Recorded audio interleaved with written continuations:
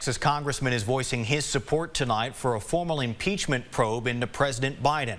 And while Republican Congressman Nathaniel Moran of Tyler calls this a solemn move for the House Speaker, he believes it's an appropriate one. This is not politically motivated.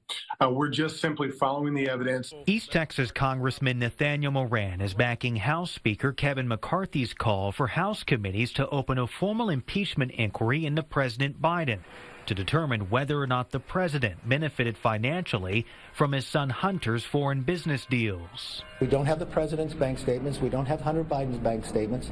Providing information like that would answer the question. All we're looking at in an impeachment inquiry is answering the question. I appreciate the Speaker moving forward because it is time. We've come to a point where we need to move forward with a formal impeachment inquiry and see where those additional facts lead us beyond that. And while Republicans like Moran say investigations conducted by 3 House committees have resulted in evidence of corruption and bribery, Democrats argue the opposite is true. There is not a shred of evidence that President Joe Biden has committed a crime.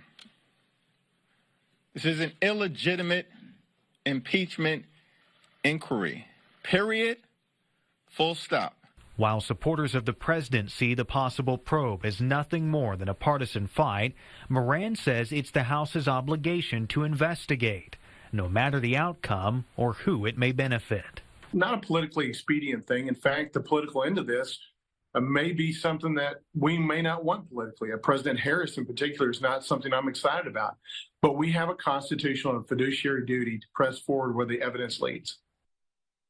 Now, Congressman Moran is a member of the House Judiciary Committee, which is one of the 3 committees leading the way on this probe. Also on that committee, Congressman Lance Gooden of East Texas. Congressman Pete Sessions, representing Lufkin and Nacogdoches, could also play a role here since he sits on the House Oversight and Reform Committee.